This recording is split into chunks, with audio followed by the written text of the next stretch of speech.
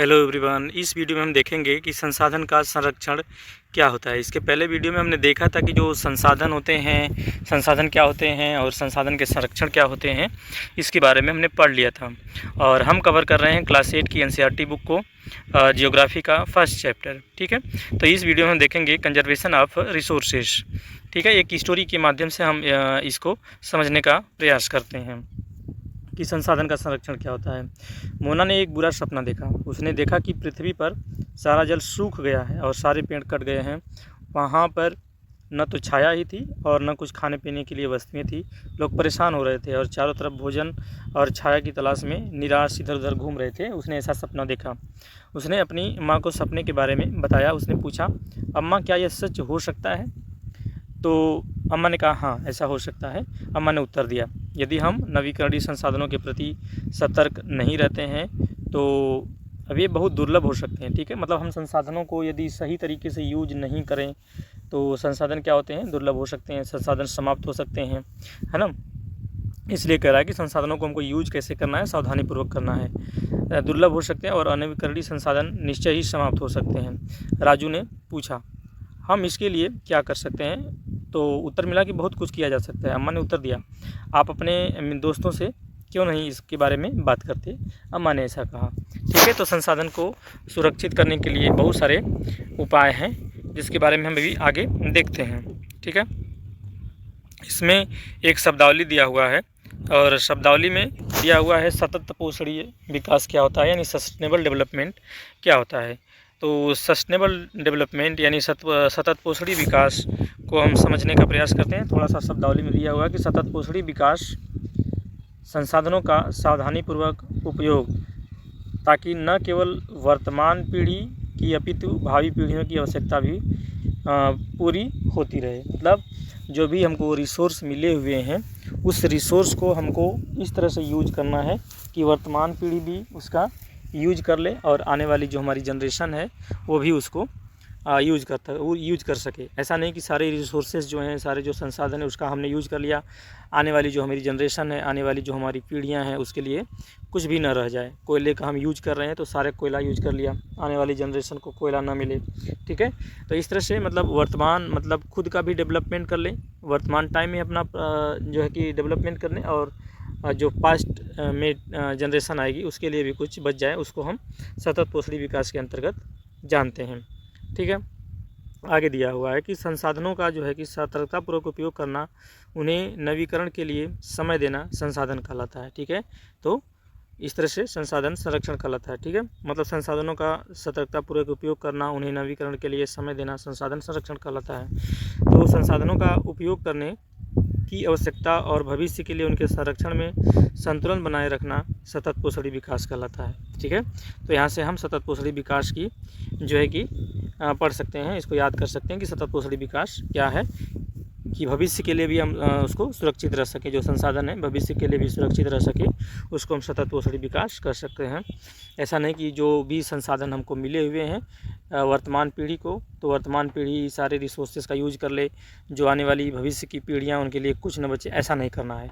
अपना भी डेवलपमेंट करना है, आने वाली जनरेशन का भी डेवलपमेंट करना है, उसे हम सतत पोषणीय विकास कहेंगे। ठीक है, आगे देखते हैं संसाधनों के संरक्षण के अनेक तरीके हैं। प्रत्येक व्यक्ति उपभोग को कम करके वस्तुओं को पुनः चक्रण और पुनः उपयोग द्वारा योगदान दे सकता है। अंततः यह एक विभिन्नता बनाता है क्योंकि सभी जीवन एक दूसरे से जुड़े हुए हैं। ठीक है, मतलब जो भी हमारे अर्थ को मिले हुए हैं, जैसे प्लांट हो, एनिमल्स हो, सारे एक दूसरे से रिलेटेड होते हैं। ठीक है, तो मतलब हमको इस तरह से यूज करना है उसका पुनः यूज किया जा सके। जैसे हम बुक को पढ़ते हैं, हमने एक साल बुक को पढ़ने के बाद उसको हम आने वाले जो भी बच्चे हैं क्लास 8 में, उनको हम अपनी बुक को दे सकते हैं ताकि वो आगे उसको बाय न करना पड़े, मतलब वो पुनः यूज कर ले। ठीक है, यदि हम कम यूज करते हैं बुक का, तो आप समझ सकते हैं कि जो पेपर बनते हैं वो पेड़ के काटने के बाद उसका प्रोसेस करके पेपर बनाया जाता है। यदि हम कॉपी का कम यूज करते हैं या बुक का कम यूज करते हैं तो पेड़ को कटने से बचा सकते हैं। ठीक है, इसीलिए करा है कि पुनः उपयोग के लिए योगदान देना चाहिए, पुनः चक्रण के लिए योगदान देना चाहिए। उस शाम बच्चों और उनके मित्रों ने पुराने समाचार पत्रों, वस्त्रों, बाँस की डंडियों से लिफाफे और ख़रीदारी के लिए थैले बनाए। ठीक है, जो भी बाँस की डंडियाँ थी उससे वो लोग थैले बनाए जो बच्चे थे। और जो ये थैले हैं बाँस के, ये क्या होंगे, जल्दी से डिस्ट्रॉय हो जाते हैं मिट्टी में। लेकिन जो हम प्लास्टिक का यूज़ करते हैं, वो प्लास्टिक का यूज़ को करने के बाद हम उसको फेंक देते हैं, उसको डिस्ट्रॉय होने में ज़्यादा टाइम लगता है। ठीक है, तो मोना ने कहा कि हम इन वस्तुओं में कुछ वस्तुएं उन परिवारों को देंगे जिन्हें हम जानते हैं। मुस्तफ़ा ने कहा कि अपने संसाधनों को बचाना और अपनी पृथ्वी को सजीव रखना एक बहुत अच्छा कार्य है। जेसी ने कहा कि मैं बहुत ही सतर्क रहूँगी कि कागज़ व्यर्थ ना हो। ठीक है, लास्ट में वही बता रहा है कि अगर कागज़ का हम सही तरीके से यूज करते हैं तो स्पष्ट है कि कागज़ बनाने के लिए बहुत सारे पेड़ों को काट दिया जाता है। ठीक है, यदि हम कागज़ को कम यूज करते हैं या सही सावधानीपूर्वक यूज करते हैं, है ना, तो पेड़ों को कटने से बचाया जा सकता है।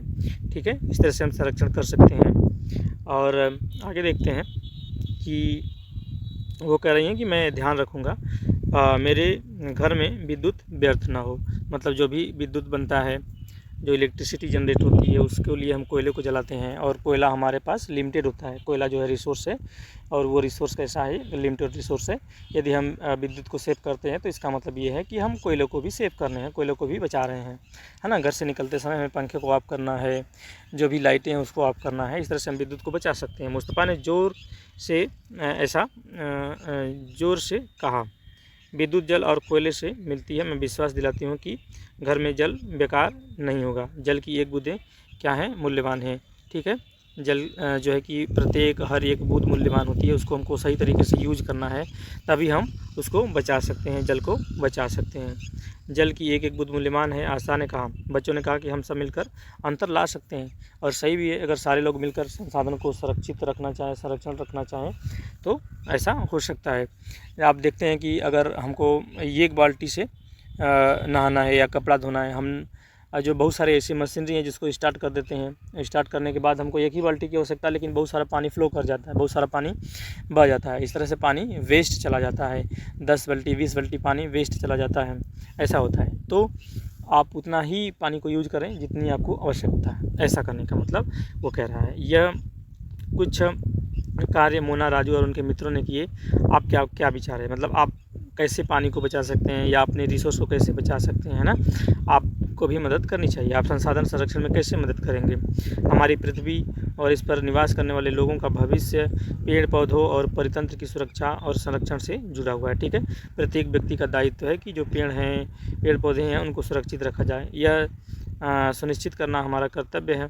हो जाता है कि सभी नवीकरणीय संसाधनों के उपयोग सतत पोषणी है, पृथ्वी पर जीवन की विविधता संरक्षित की जाए। ठीक है, प्रत्येक व्यक्ति को ऐसा होना चाहिए कि वो उसको बचाने का प्रयास करे। ठीक है, सतत पोषणी विकास के कुछ सिद्धांत भी हैं, जैसे जीवन के सभी रूपों का आदर और देखभाल करना, मानव जीवन की गुणवत्ता को बढ़ाना, पृथ्वी की जीवन शक्ति और विविधता का संरक्षण करना। ठीक है, मतलब इस तरह से संसाधन संरक्षण क्या है तो आप समझ चुके होंगे कि संसाधन संरक्षण क्या है। आप आसानी से इसको समझ सकते हैं कि संसाधन संरक्षण मतलब हमारे पास जो भी रिसोर्सेस हैं उसको कैसे सुरक्षित रखा जाए, चाहे वो हवा हो, पानी हो, है ना, फॉरेस्ट हो, इसको हमको सुरक्षित रखना है, तभी हमारा सस्टेनेबल डेवलपमेंट हो सकता है। तो इस तरह से आज ये जो हमारा चैप्टर है संसाधन यानी रिसोर्सेस वो समाप्त होता है। और आगे जो चैप्टर होगा ज्योग्राफी का चैप्टर नंबर 2 क्लास 8 को, उसको हम कवर करेंगे। तब तक के लिए नमस्कार, हैव अ नाइस डे।